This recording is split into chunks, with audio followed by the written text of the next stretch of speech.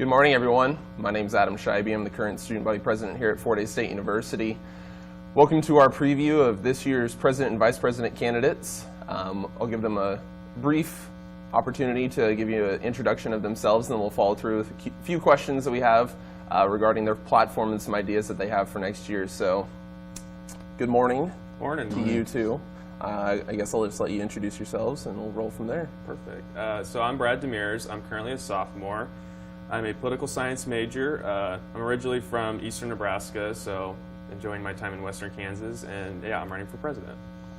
And I'm Michael Musgrove. I'm a junior political science major, originally from Imperial, Nebraska, so the western part, so it's not a whole lot different than western Kansas. I'm enjoying my time here as well.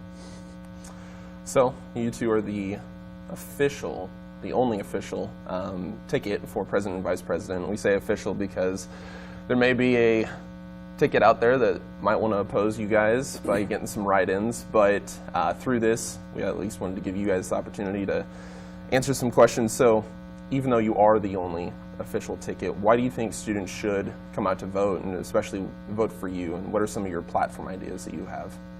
Yeah, so we've been in, Michael's been in Senate for 3 years, I'm sure he could tell you that, and I've been in Senate 2 years, and our wide-ranging of committees, assignments, have, I think, brought us to this point where we think we can make a difference on campus, online, through our virtual college, and also internationally.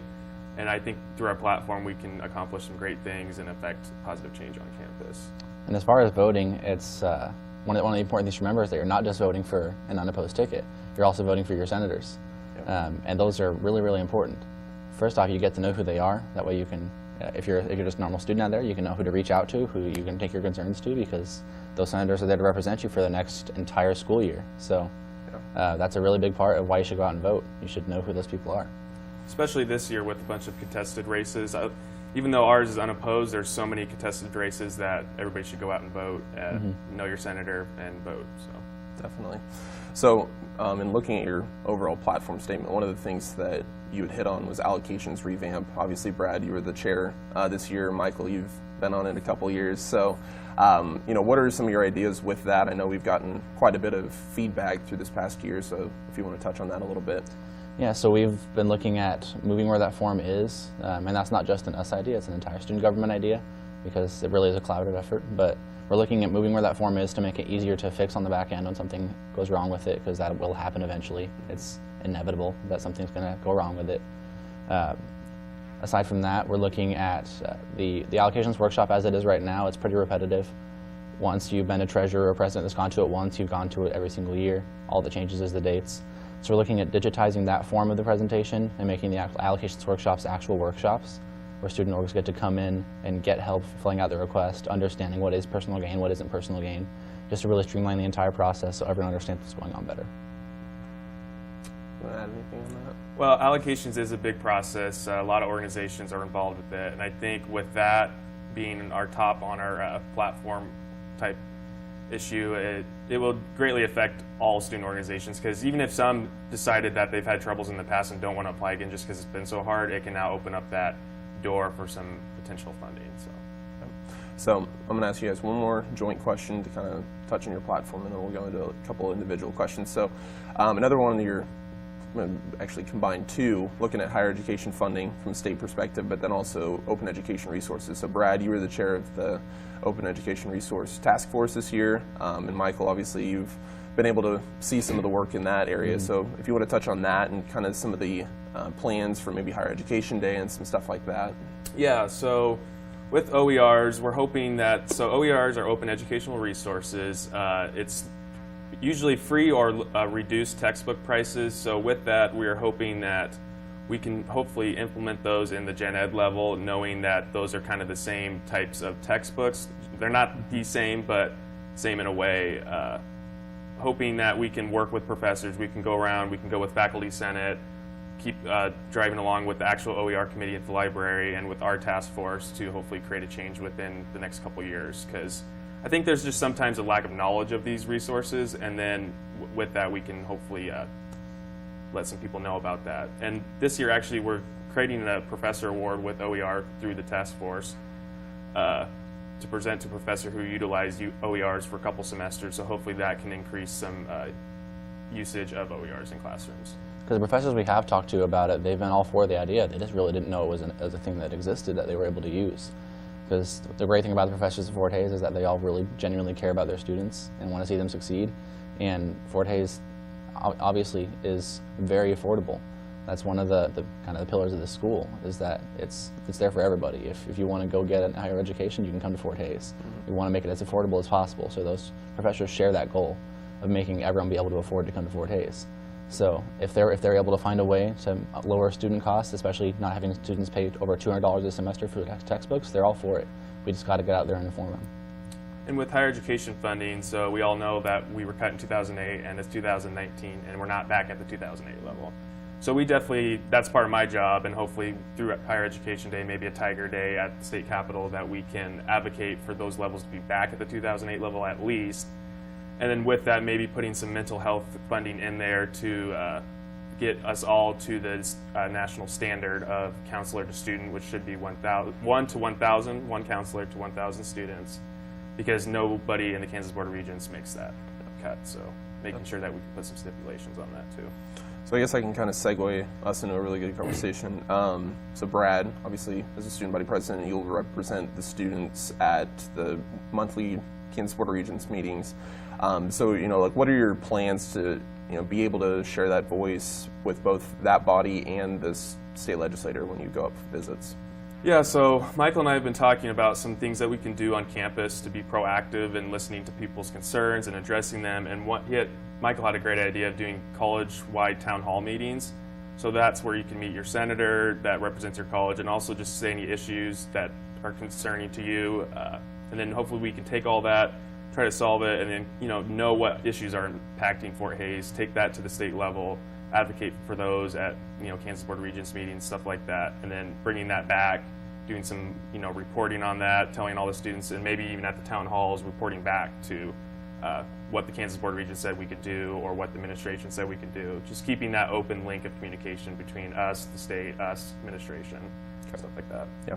So even one thing to add on that takes me into my next question.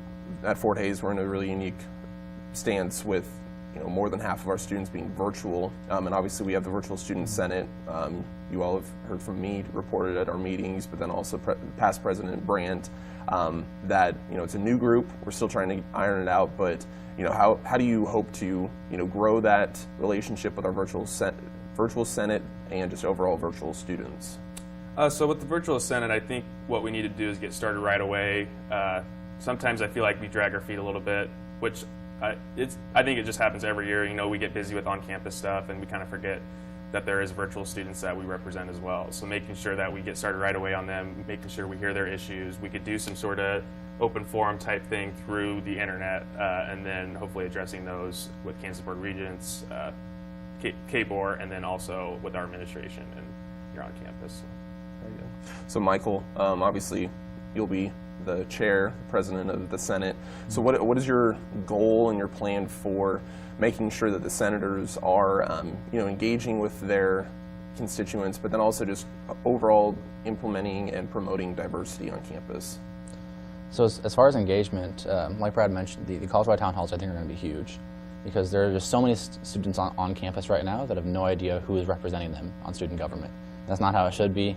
They should know who those people are. They should know who they can contact to bring their concerns to.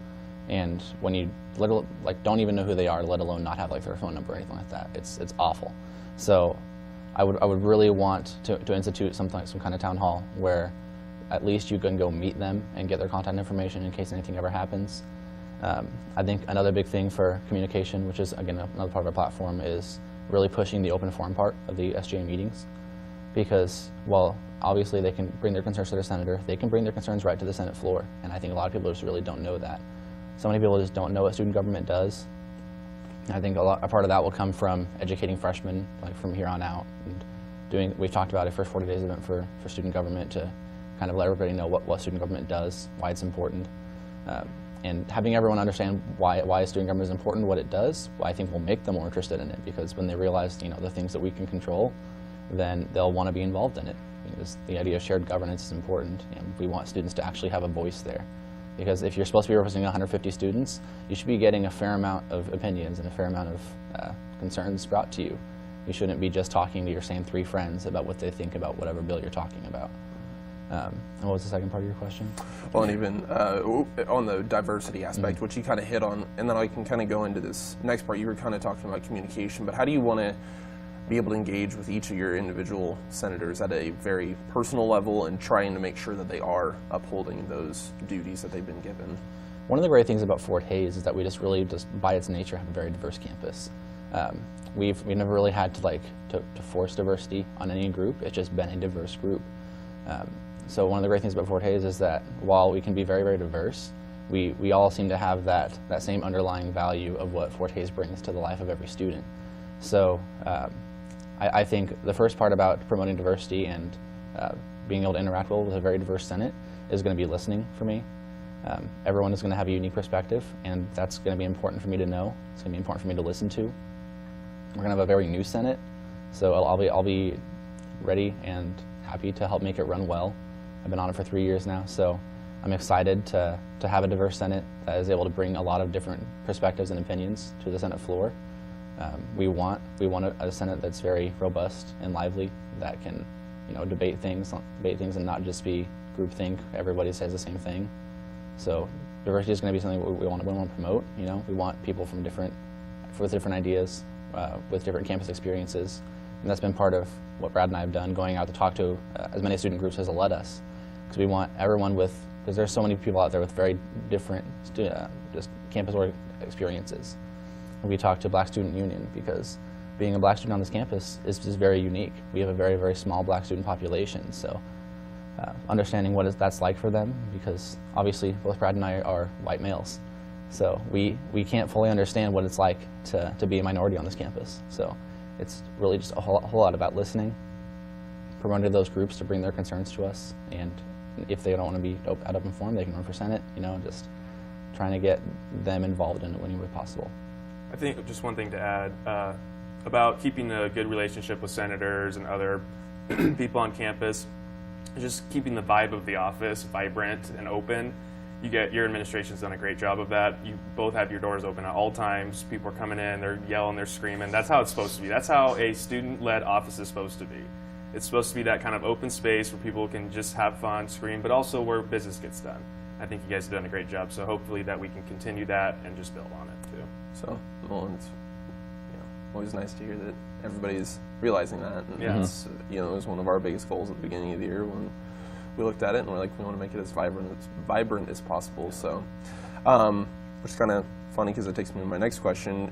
Within the administration, faculty, staff, how do you plan to continue to foster the relationships that we've really tried to enhance over this year, and just going forward make it even better? I think one thing we need to do is just make sure that we're on the same side. Like, I think sometimes we think it's the students against the professors, and it shouldn't be like that, or the faculty. It shouldn't be like that. I've had a really good relationship with all my professors. I've enjoyed all of them, and especially the administration, so I feel like I can continue that good relationship between us, hopefully with faculty senate and with the OER task force and stuff like that, where we can just continue to work with other organizations and other faculty organizations, stuff like that. It's important to keep in perspective that even if you disagree with someone on a policy issue, it's not you versus them, it's you and them versus the problem, and you just have different ideas of how to solve it. Definitely. So another one of our goals at the beginning of the year was to continue to grow SGA's reach and kind of our image on campus, letting students know that we're open and we're here for you. What are your plans to continue to grow, but also through social media, continue to grab more people and get more of a voice in those areas? The way that we've changed our social media this year has been amazing and helped a ton with, I think, just overall involvement. We've seen so much more involvement on Twitter. I'm sure you've been all involved in that, but it does make a difference when you have actual student polls or jokes or quotes on your Twitter instead of bill number 198101, whatever passes. Because people know what that means. But go ahead. I was going to say, it's just about keeping people interested. There's obviously times where you need to be professional and say, hey, this is a big issue, we need to talk about this, but there's also time where you need to joke around. People are 18 to 24. I mean, they aren't going to be engaged unless you make them engaged by having these fun jokes, fun polls, stuff like that. So hopefully we can continue that, use that and get more people on Senate, get more people involved, make sure people know that we have an open office, open door, open everything to keep that relationship open. Definitely. So I'm going to go into 2 last questions, and I'll give you 2, just opportunity to address anything else that you want to. Kind of like you were saying, we've tried to make everything a little bit more fun, just a little bit more organic, and being as us as possible. Obviously, we can do this all day, talking about issues and stuff, but we have to be just our normal selves. So, Michael, the vice president, has been known to be very quick and very fast when they're reading at the meetings, and obviously I can attest to it. I'm sure Brad can attest to it, that you can read and talk very fast, along with your ability to rap God. Number 1 question that people have asked is, will your administrative assistant be able to keep up with you when taking minutes during a meeting? It's a good question. I'm always willing to repeat. No, I'll do my best to actively slow myself down, because if I'm talking fast and for someone who's really good at typing can't keep up with me, then maybe people aren't understanding me that well. So chiefly in front of trying to get things done fast, I want to make sure people understand what's going on. So I'll slow down whatever I need to make sure people actually understand what I'm saying and what bill is being read. Only time I'll read as fast as I can is probably during allocations. Perfect. I think when we put the ad out for administrative assistant, we'll say must be able to type 900 words a minute. So it'll be good. It's a lofty goal, but Yeah. I'm sure it can be done. So, all right, Brad, last question. As people have seen on Twitter, I have quite a love for Triaki. So what local Hayes restaurant are you going to try to promote and push people to continue to go to? Well, mine isn't a restaurant. It's a restaurant inside a grocery store, so you could have 2 positives there. Little Dylan's is like home to me. I came from a small town. Grocery store was 4 aisles, had everything I needed. Little Dylan's, it does that for me. It just gives me that. Big Dylan's is good and all, but it's too big. I don't know where things are. I like Little Dylan's, so I hope to promote Little Dylan's, and we can have a good little corporate sponsorship, Little Dylan's and Brad DeMers. And we can make Hayes great again with that. If you want to talk about diversity of thought, I'm a big Dylan's guy. So. Oh, there we go. It's never a bad thing here. So I guess I'll give you guys an opportunity to, any closing remarks that you have, and then we'll wrap it up. Yeah, so even though we're running unopposed, that hasn't stopped us from campaigning at all. We could have easily sat here, done nothing, threw out a poster, and then got elected. But that's not the way to do it. We've been going around to we emailed every organization that we could. Some of them responded, some of them didn't. Some of them said we could come to meetings, some didn't. The ones that did, we came to their meetings, we presented our platform, made sure we heard any issues they had, anything that we can address now or in the future, and we just wanted to build that relationship. Even if it was there, they don't know us. So we wanted to build that relationship, make sure it's ready for next year if we are elected, and just continuing the great things that are happening at Fort Hayes. Student government's important. It plays a very large role on campus, and a lot of people just don't know it. So, like Brad said, we've gone out and campaigned, not just for us, but I feel like we've campaigned for student government. We want people to know what it is, know why it's important, know why they should be involved in it, and why they should care about it. It's a really big thing. I mean, we're both doing this because we're passionate about it. We both want to see it succeed. We want Fort Hayes to succeed. We want every student to have a great experience here, or have the opportunity to have a great experience here, and that's really what it's all about.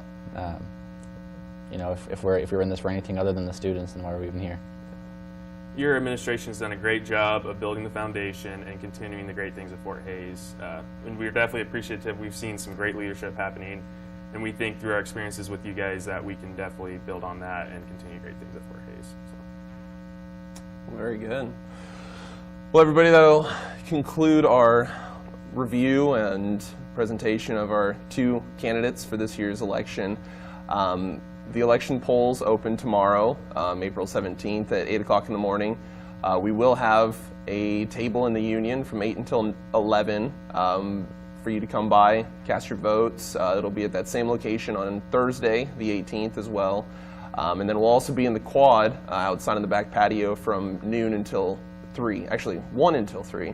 So if you want to stop by, feel free to. If you aren't given the opportunity to stop by in person to vote, you can also do it from the comfort of your home on TigerLink or on a lunch break or anything like that you might have. So If you have any other questions, please feel free to contact one of us. The polls close at 4:30 on Thursday, so make sure to get your vote in as soon as possible.